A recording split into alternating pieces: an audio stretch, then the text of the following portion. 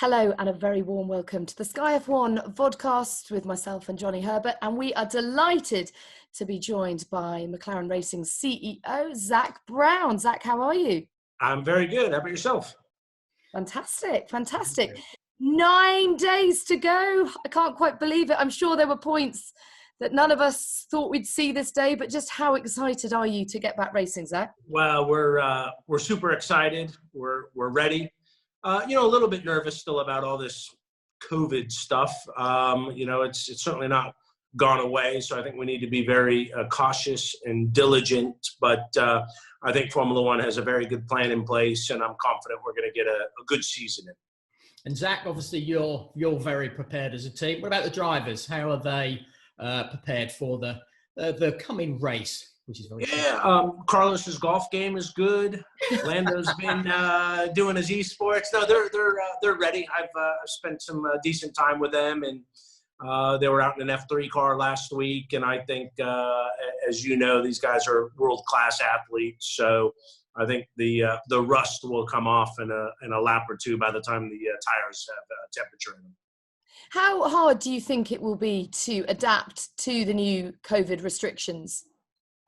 Well, it's going to be something none of us have ever done before. So I think we're going to be learning on the fly. The FIA and Formula One have, been very diligent.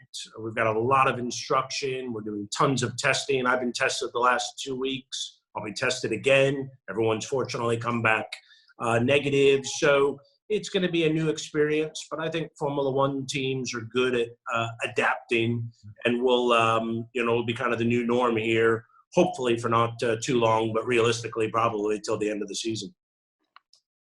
And how is morale in the team generally? There's been testing times. I mean, I know that it's been incredibly busy, busier probably than a normal season, and there's been no racing yet. It's been unbelievable. It's been, ever since Australia, where we withdrew on that Thursday night. It feels like we've been on a qualifying lap ever since. So I've never worked so hard. I've never felt so close to the team. The team morale is very good. Everyone's really united. Communication's been great. We're using all these new technologies. So I think everyone's eager and ready to go, but feeling happy, healthy, and excited to go back to Formula One. Zak, give us a bit of an idea. Obviously, preparations were obviously aimed at Australia for the first race when we went over there. Of course, now it's been a big reset. But what about the way the team has to adapt, or updates, for example? Are you going to be going there with new updates for the first? Yeah, we'll be bringing some toys as often as possible. Because of how the frequency of racing, we probably have been focused more on spares than updates. I think a lot of the teams are, because we're going to be, 3 races in a row on the trot. So I think we're going to need to make sure we have all our spares. And then, of course, Formula One, to tackle the expense side of the sport, we're now limited on upgrades for this year and next year. So I think we'll all do the best we can within the rules. But it's definitely a new environment. Hopefully our car is strong. We were happy with winter testing, but from what we can see, that midfield is going to be tighter than ever.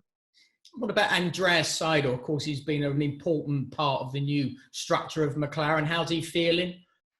Yeah, he's great. He's been an awesome addition to the team. He's a great leader. He's very, very focused. He's restructured the team, really simplified it, empowered his people. He's very happy with the team that he has. And so I don't think we could have a better team principal in Formula One than Andreas. So I feel like, this last year I've been able to put all the pieces in place, and, now it's about getting them the right resources. This has been difficult for us, but we've got some, good news around the corner. So I like the future of McLaren racing very much. Yeah, the future certainly looks bright, having signed Daniel Ricciardo in the lockdown. That was the big news to come for the team. And I guess it's testament to the progress that you did make last year, because 2 years ago, it wasn't the right move for him, and now it is. So we're super excited to have Daniel. We tried to get Daniel to join our team 2 years ago. And having spoken with him, why'd you make the decision you did? We were coming off a very poor year and kind of shared with him our plans, but we hadn't executed. And I think now, a year on, he's seen we kind of put our money where our mouth is, so to speak. And, you know, to have a 7-time Grand Prix winner, we've always had winners and world champions in our car. And, you know, he's going to bring a lot of excitement. I think the duo of Daniel and Lando will be awesome on track and off track, two great personalities. But that's 2021 right now. We're very focused on 2020, and Carlos has done an outstanding job last year. And, you know, he's going to want to go out on a high with us as well. Yeah, Johnny, I don't know if before this signing we would have said there was any better partnership than Lando Norris and Carlos Sainz, but if there was, it might just be Daniel with Lando. I think so. And again, Zak alluded to it a little bit. You know, it's going to be a 7-time winner joining the team. And I tell you what's good about this as well for Lando for this season. Of course, you've got Carlos moving on to Ferrari.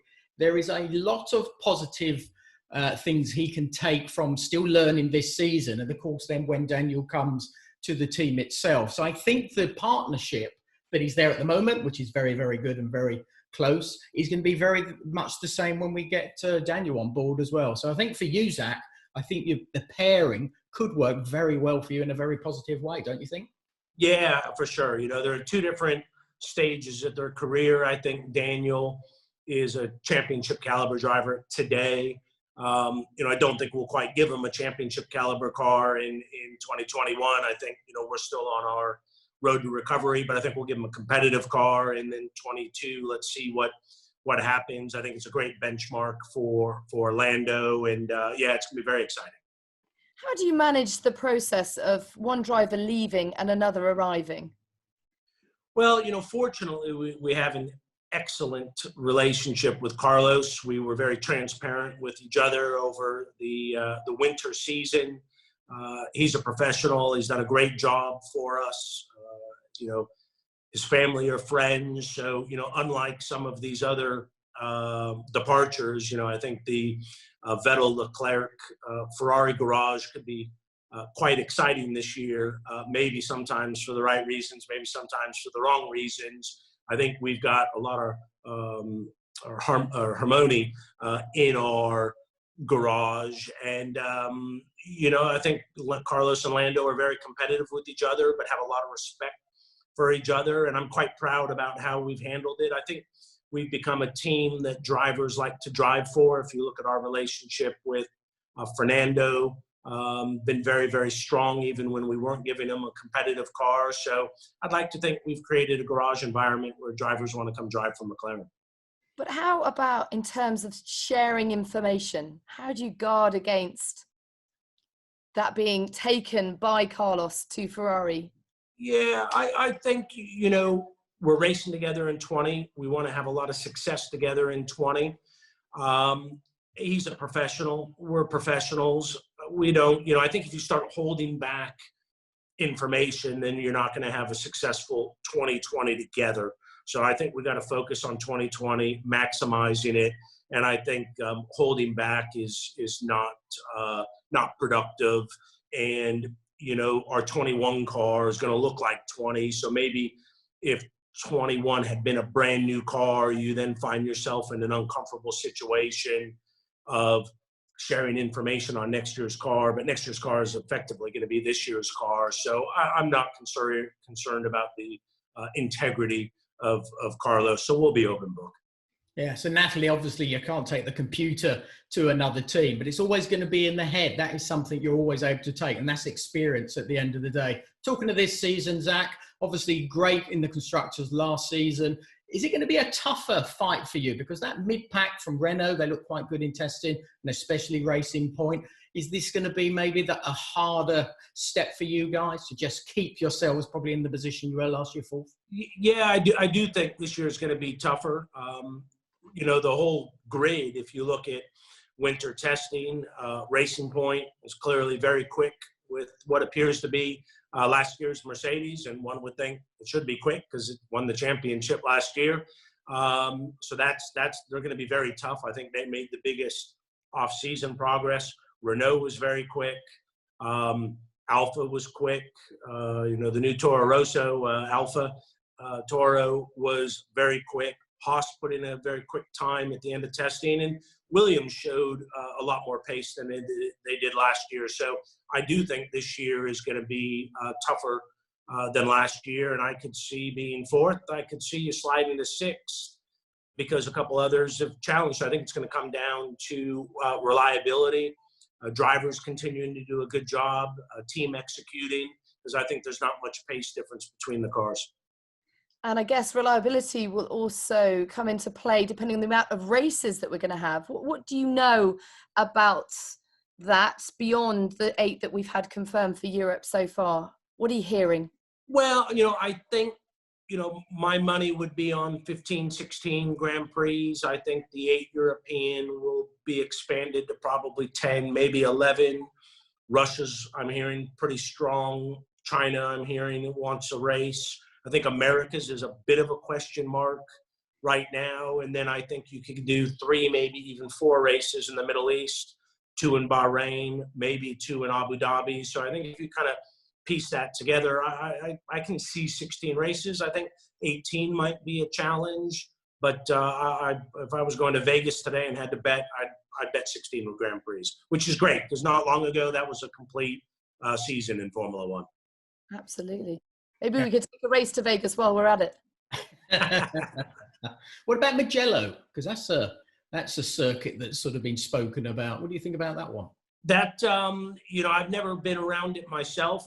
Everyone says it's an unbelievable track, and I've seen Mark Webber's comments about it.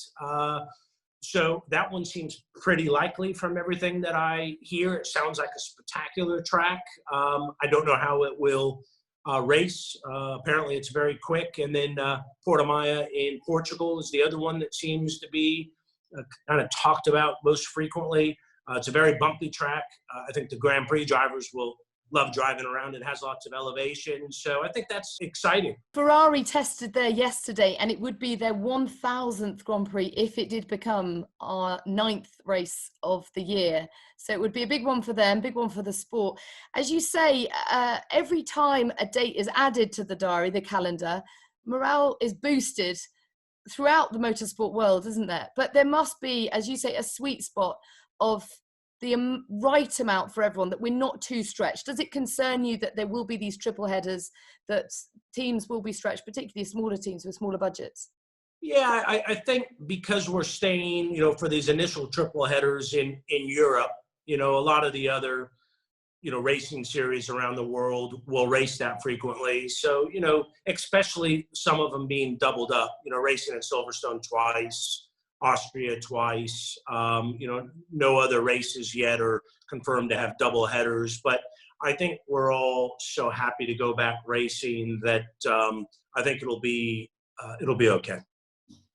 Now, I know something that you've also been very busy with. I don't know when you've slept, by the way, in the last 3 months, is the We Race as One campaign. Just tell us why you're so passionate about it, why it means so much to you personally and to McLaren as a team.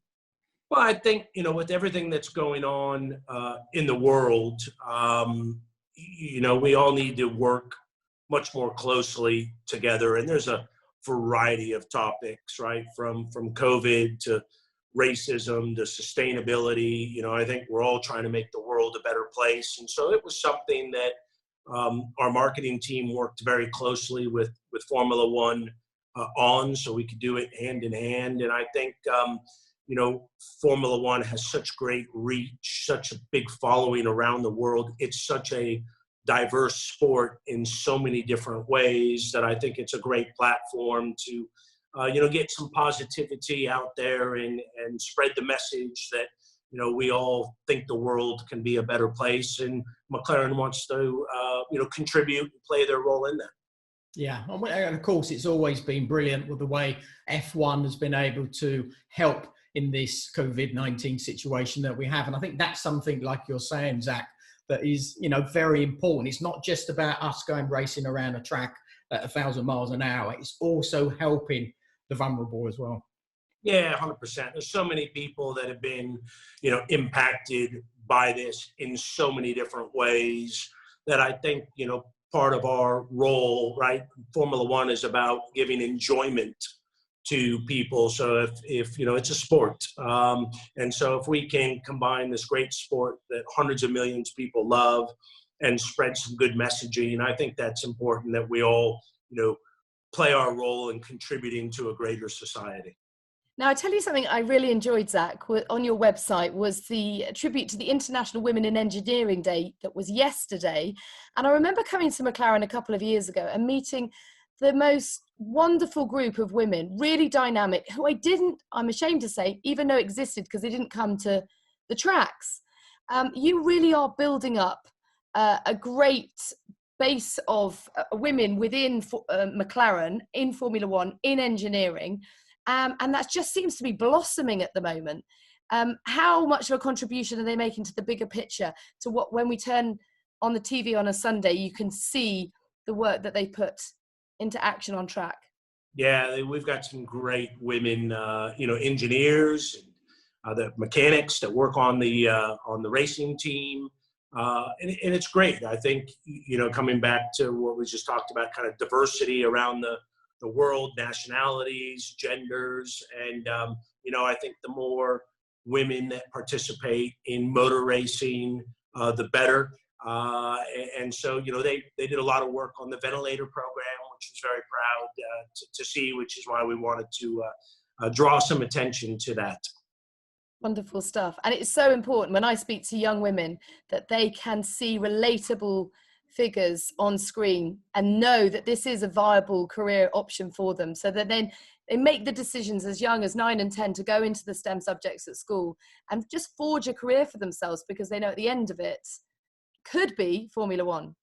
Oh, 100%. We've seen great growth. You know, back when I was racing in McLaren GT3s, one of the kind of new studies at McLaren called Bernadette worked at McLaren and actually engineered my car, and she's extremely savvy, and now she's gone on and she's, you know, one of the head strategists at Racing Point. So it's great to see, and always great to see her on the pit wall. And she's very good as well. She's not just there doing a sort of an okay job. She's probably actually one of the best. She is very, very, she's very savvy, very impressive. And Zach, here is to you and McLaren doing your very best to come to Austria in just 9 days' time. Thank you so much for your company today. Our last vodcast of the lockdown. So, you know, it's been an honor to have you. It's been great. Thanks for having me. When we'll see everyone in Austria. Indeed. Great stuff. Thanks so much, Zach. Bye-bye for now. So, Johnny, what did you make of what Zach had to say? It's interesting to hear the very real threat of the Racing Point. You know, we talked about them finishing 4th in the Constructors last year, some 54 points clear of Renault, which was, you know, a real coup within itself. But suddenly, up snuck the Pink Panther.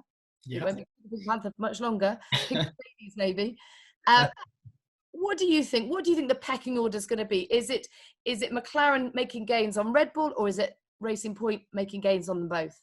Yeah, I think it's Racing Point, you know, gaining on both, because that performance we saw in Spain was unbelievable, and that's not going to go away. That's going to be there. Zach is very aware of that, but they're very savvy at McLaren. They know how much they need to work continually from this point going on through the first couple of races, because everybody else is going to be doing the same thing. So they're on a bit of a back foot in some regard. The car, when I watched it in Barcelona, actually looks quite good. It's quite a driver's car. It's the performances that maybe weren't quite there when they needed it to happen. But that's Barcelona. It's a very, very different track. And of course, Austria, not many corners there, some long radius corners, which maybe that will benefit them because they have that stability there. But it's going to be tough for them.